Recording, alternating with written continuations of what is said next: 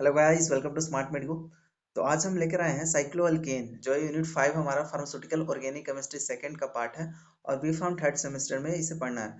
तो साइक्लोअल्केन बहुत ही इंपॉर्टेंट है हमारे सेमेस्टर एग्जाम के लिए। तो जो साइक्लोअल्केन है, आपको नाम से क्लियरली पता चल रहा होगा कहीं ना कहीं ये साइक्लोअल्केन मीन साइक्लिक स्ट्रक्चर की हम बात कर रहे हैं। ठीक है, साइक्लिक स्ट्रक्चर मतलब कि जो कहीं से खुली ना हो, पूरी तरह से रिंग स्ट्रक्चर जो है हमारा वो पूरी तरह से बंद हो।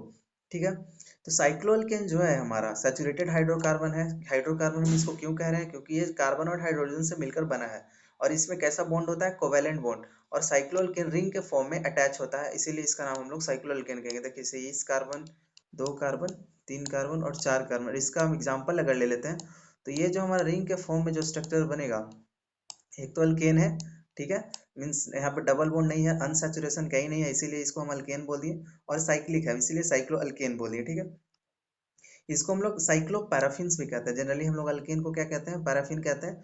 तो इसलिए ये साइक्लिक अल्केन है, साइक्लो अल्केन है, इसलिए हम इसको साइक्लो पैराफिन्स भी कहते हैं।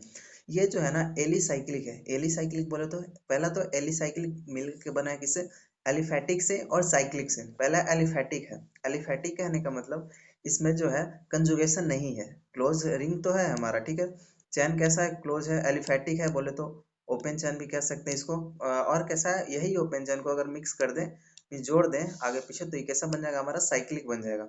ठीक है, एलिफैटिक है और साइक्लिक है। एलिफैटिक कोई कंपाउंड ऐसे होते हैं जो साइक्लिक होते हैं और एरोमेटिक भी होते हैं, लेकिन ये कैसा है, एलिफैटिक है। मीन्स इसमें कंजुगेशन नहीं है। ठीक है, इसमें कोई रिजोनेंस नहीं होने वाला है। ये प्रॉपर्टी कैसा है, एलिफैटिक हाइड्रोकार्बन के प्रॉपर्टी जैसा ही है। एलिफैटिक हाइड्रोकार्बन बोले तो जैसे कि नॉर्मल अगर प्रोपेन की बात कर देते हैं, ये देखिए यहाँ पे आपको क्लियरली मेंशन है। नॉर्मल प्रोपेन जो है हमारा, अगर इसकी हम बात करते हैं तो जस्ट इसी का प्रॉपर्टी क्या है, रिजेंबल करता है। ये इसी का प्रॉपर्टी इसके साथ शो करता है। ठीक है, इसमें कोई रेजोनेंस नहीं होगा, इस क्लोज्ड स्ट्रक्चर रहेगा रिंग का। ठीक है, एलिफैटिक हाइड्रोकार्बन के सिंपल है। इसका जनरल फार्मूला की अगर बात करते हैं तो जनरली जो हमारा अल्केन होता है उसका जनरल फार्मूला होता है CnH2n+2। CnH2n+2 होता है हमारा अल्केन का। लेकिन कहीं ना कहीं साइक्लिक होने के कारण यहाँ पे टू जो है ना ये हट जाता है, +2 वाला गायब हो जाता है और क्या बचता है, CnH2n बचता है। ठीक है, ये जो हमारा CnH2n है ना, ये बचता है हमारा जनरल फार्मूला। तो साइक्लो अल्केन और अल्कीन का जो जनरल फार्मूला होता है वो सेम होता है।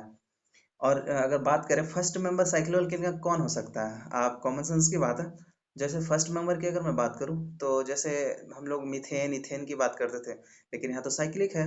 अगर आपको एक कार्बन या दो कार्बन दे दिया गया तो आप क्या साइक्लिक बना पाओगे इसे, पॉसिबल नहीं है। हो सकता है आप बहुत महान हो, फिर भी आप पॉसिबल नहीं है। इसीलिए फर्स्ट मेंबर जो होगा ना वो तीन कार्बन से मिलकर ही बनेगा, इसीलिए हम इसको साइक्लोप्रोपेन कहते हैं। देखिए यहाँ पे हमारा फर्स्ट मेंबर यही होता है।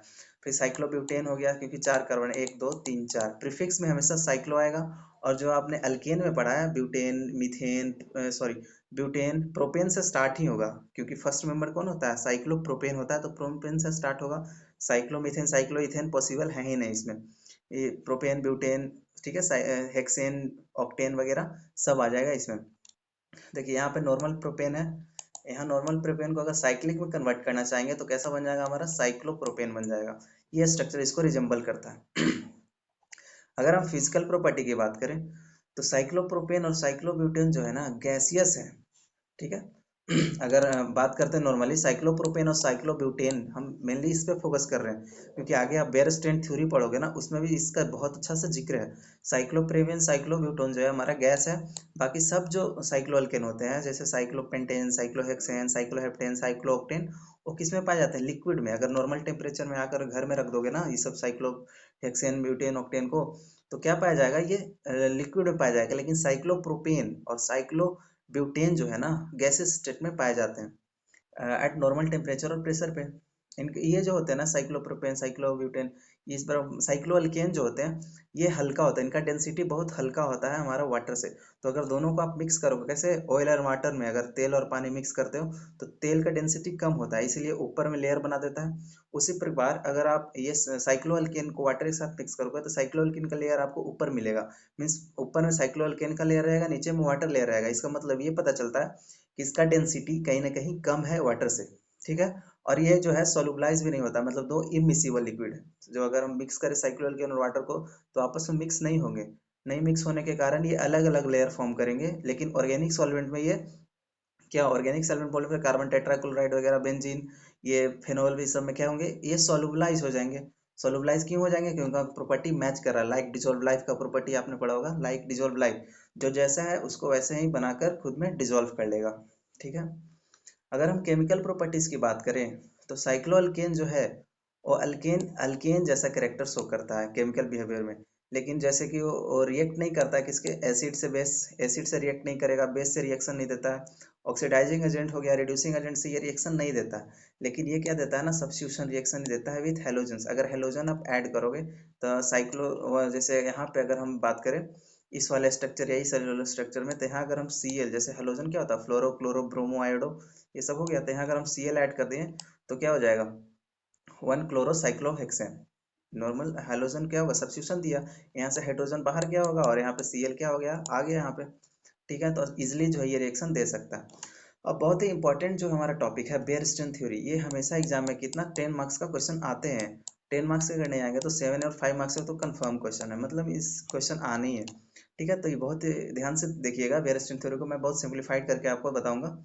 तो नाम से पता चल रहा है बेयर स्ट्रेंथ थ्योरी, तो एक साइंटिस्ट थे हमारे, 1885 में आए थे। ठीक है, 19th सेंचुरी भी आप इसको लिख सकते हो।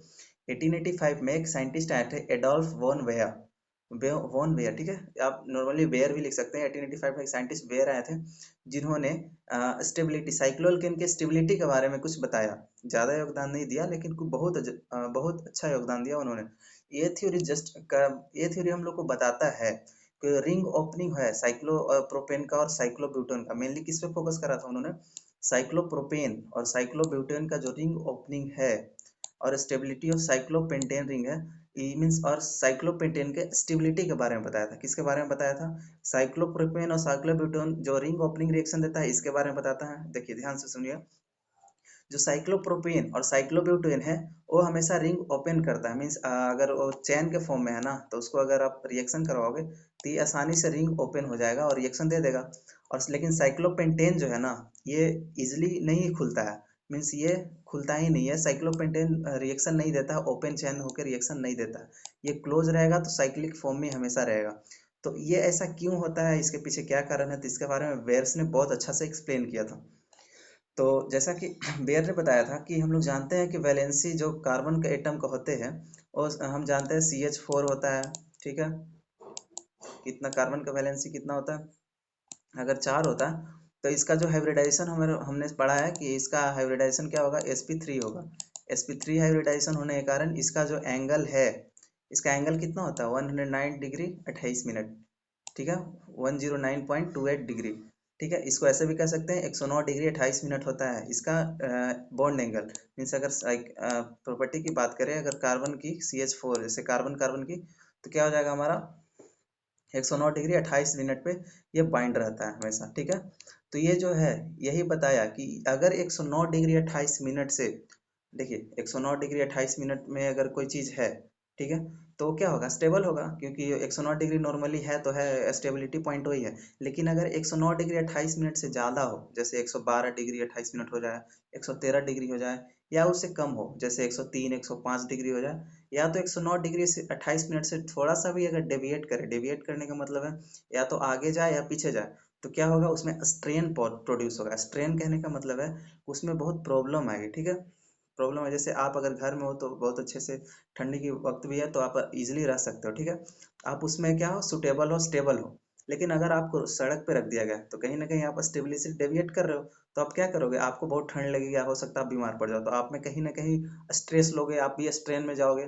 ठीक है, आप कहीं स्ट्रेस लोगे और आपका तबीयत खराब होने का चांस पूरी तरह से हो जाती है। सेम उसी प्रकार यहाँ पे बेयर ने बताया कि कोई भी कंपाउंड अगर जिसका 109 डिग्री 28 मिनट से अगर थोड़ा सा भी डेविएट करता है, अगर एंगल या तो बढ़ जाए या घट जाए, तो उसमें क्या आ जाता है, उसमें स्ट्रेन प्रोड्यूस हो जाता है। मीन्स अगर उसमें आसानी से रिंग क्या करेगा ना, डिटैच हो जाएगा, मीन्स रिंग जो है टूट जाएगा और रिएक्शन हमको इजिली दे देगा, ओपन चैन रिएक्शन देगा। इसी के बारे में बेयर ने यही बताया था। Any deviation of bond angle from the normal tetrahedral value, tetrahedral बोले तो CH4 sp3 टेट्राहेड्रल ज्योमेट्री होता है उनका, 109 डिग्री 28 मिनट से थोड़ा सा भी डेविएट करेगा तो स्ट्रेन प्रोड्यूस होगा। ठीक है, और साइक्लिक कंपाउंड को हम लोग जनरली क्या प्लेनर कह देते हैं। ठीक है, प्लेनर कह देते हैं। तो अगर जो नॉर्मली जो होता है, अगर ऐसा स्ट्रेन प्रोड्यूस हो, अगर हमको 109 डिग्री 28 मिनट चाहिए, लेकिन हमको मिल रहा है कितना, हम समझ लेते हैं 112 मिल रहा है, तो उसके अंदर क्या हुआ, एंगल स्ट्रेन, कहीं ना कहीं एंगल स्ट्रेन प्रोड्यूस हुआ है, इसको हम लोग कह देते हैं। ठीक है, नॉर्मल वैल्यू से अगर थोड़ा सा भी डेविएट करेगा तो क्या प्रोड्यूस करेगा, एंगल स्ट्रेन प्रोड्यूस करेगा। एंगल स्ट्रेन को हम लोग जो है डेविएशन के नाम से जानते हैं, मतलब कितना डेविएट हुआ है 109 डिग्री 28 मिनट से, डेविएट कितना हुआ, तो उसको हम डी बोल दिए। इसको डिटरमाइन कैसे करेंगे, हाफ इंटू नॉर्मल जो होता है 109.28 डिग्री माइनस ए बोले तो इनर बॉन्ड एंगल, साइक्लोएल्केन का जो अंदर बॉन्ड एंगल रहेगा उसको हम ए बोल देंगे। तो डेविएशन का फॉर्मूला जनरली आप यहाँ से देख लो, हाफ इंटू 109.28 डिग्री माइनस ए, इसको याद रखना है, ए क्या है, इनर बॉन्ड एंगल। अगर हम बात करते हैं साइक्लोप्रोपेन की, देखिए यहाँ से हमको फॉर्मूला क्लियरली हो जाएगा। ठीक है, अगर हम साइक्लोप्रोपेन की अगर बात करते हैं तो 3 कार्बन, देखिए 3 कार्बन साइक्लोप्रोपेन जो है कॉर्नर में है, साइक्लोप्रोपेन है, यहाँ पे कैसा है 60 डिग्री इक्विलेटरल ट्रायंगल एक तरह से बना रहे हैं, यहाँ भी 60 डिग्री और यहाँ भी 60 डिग्री। ठीक है, लेकिन नॉर्मल कितना था 109.28 डिग्री, नॉर्मल हमको चाहिए कितना 109 डिग्री 28 मिनट, लेकिन है तो यहाँ कम 60 डिग्री है, इसका मतलब कहीं ना कहीं स्ट्रेन प्रोड्यूस होगा।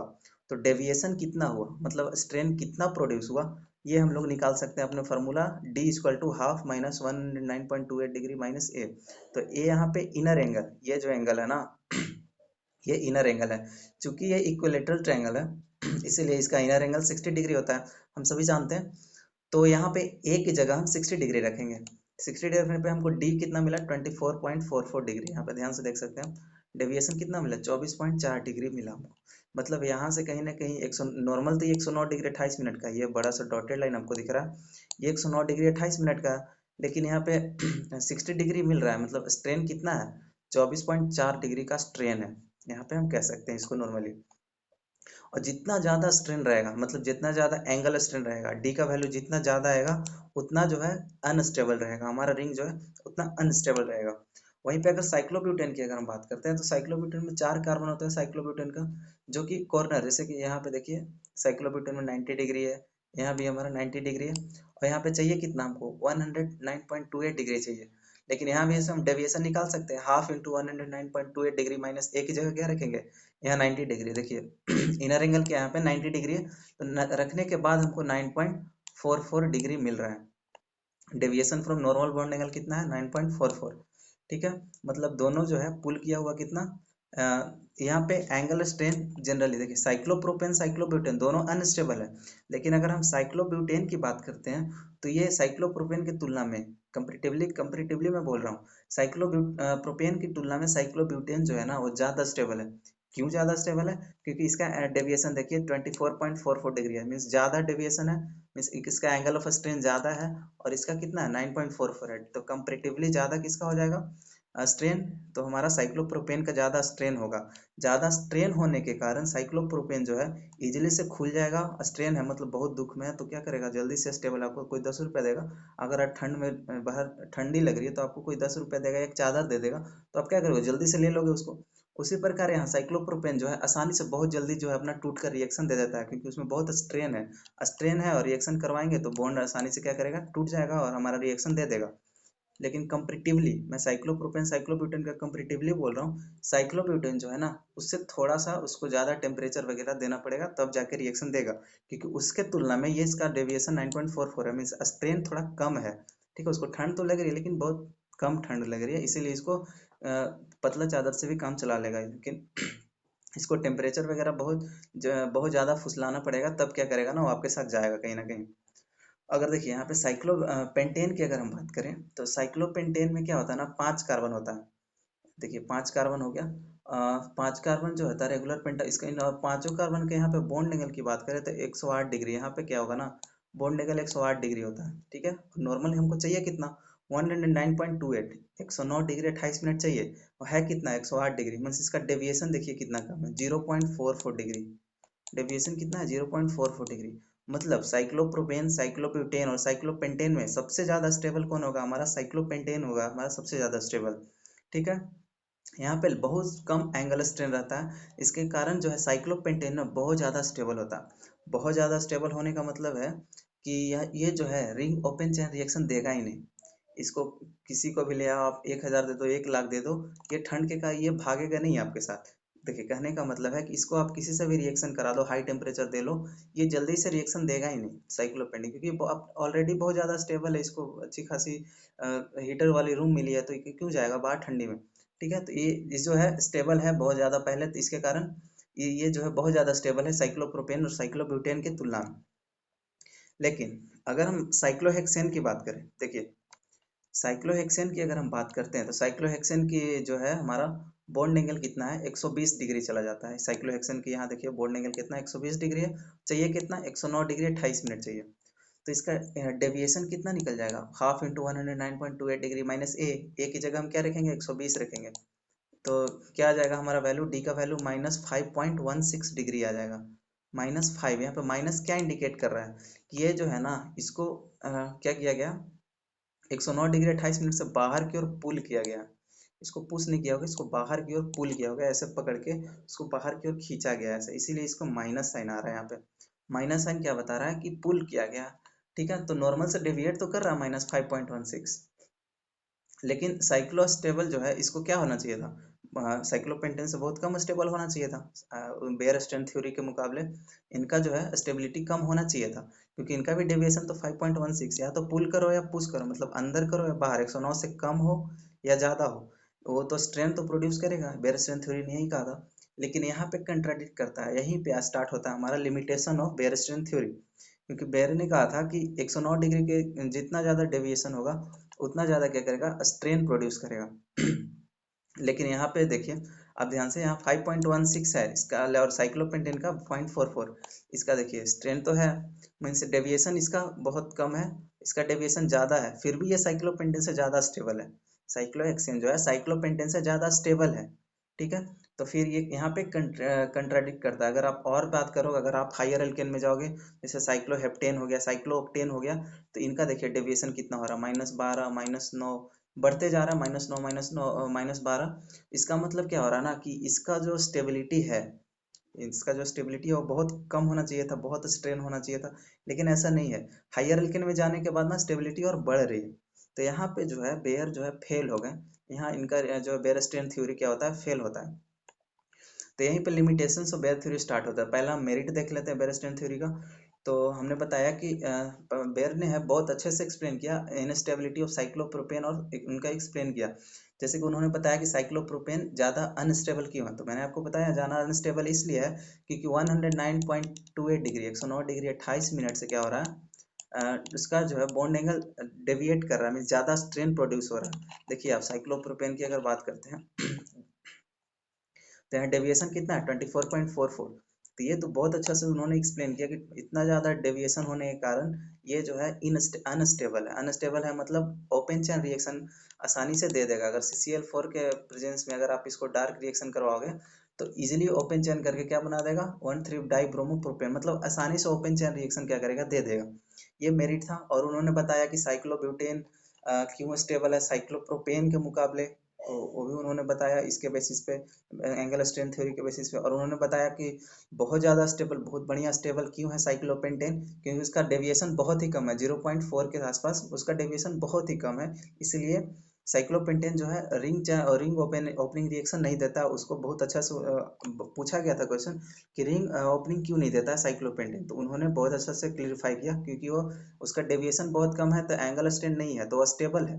तो स्टेबल है तो वो रिएक्शन में पार्टिसिपेट नहीं करेगा, इसीलिए रिंग ओपनिंग रिएक्शन नहीं देना चाहता है।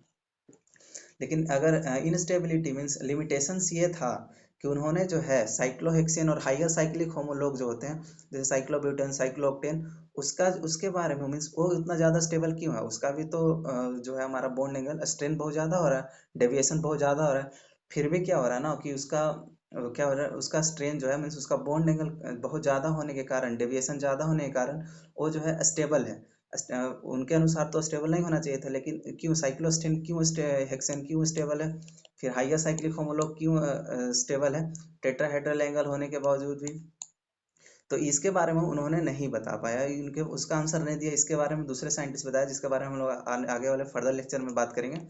तो देखिए ओवरऑल कंक्लूजन हमको यही निकल के आता है कि जो हमारे बेयर साहब थे, ठीक है, बेयर स्ट्रेंथ थ्योरी जनरली क्या कहता है, बेयर साहब थे, उन्होंने कहा कि जो सेटिस्फाई बहुत ही अच्छे से एक्सप्लेन किया गया कि साइक्लोप्रोपेन और साइक्लोब्यूटेन और साइक्लोपेंटेन, ये तीन चीजें के बारे में उन्होंने बहुत अच्छा से एक्सप्लेन किया। उन्होंने बताया कि साइक्लोप्रोपेन और साइक्लोब्यूटेन के तुलना में साइक्लोब्यूटेन जो है बहुत ज्यादा स्टेबल है, क्योंकि उसका डेविएशन मुकाबले में कम है। साइक्लोप्रोपेन जो है इजिली क्या करता है, ओपन चैन रिएक्शन देता है, क्योंकि उसमें स्ट्रेन बहुत है, क्योंकि डेविएशन बहुत है। और साइक्लोपेंटेन ओपन चैन रिएक्शन नहीं देता है, क्योंकि उसका जो है डेविएशन 0.4 है, मीन्स बहुत ही नेग्लिजिबल डेविएशन होने के कारण ओपन चैन रिएक्शन नहीं देता है और बहुत स्टेबल होता है। लेकिन हाइयर होमोलॉग जो होते हैं, जैसे साइक्लोहेक्सेन, साइक्लोहेप्टेन, उसका डेविएशन बहुत है, फिर भी वो स्टेबल है। इसके बारे में उन्होंने नहीं बताया। तो यही हमारा बेयर स्ट्रेन थ्योरी यहीं पे खत्म होता है, और लिमिटेशंस बहुत इंपॉर्टेंट है, आप जरूर से एक बार और क्लियरली गो थ्रू कर लें। तो होप सो आपको वीडियो समझ में आया होगा। डिस्क्रिप्शन में हमारा व्हाट्सएप का लिंक दिया होगा, आप जरूर से उसे ज्वाइन कर लें, वहाँ से आपको नोट्स प्रोवाइड कर दिया जाएगा। थैंक यू सो मच, पढ़ते रहें।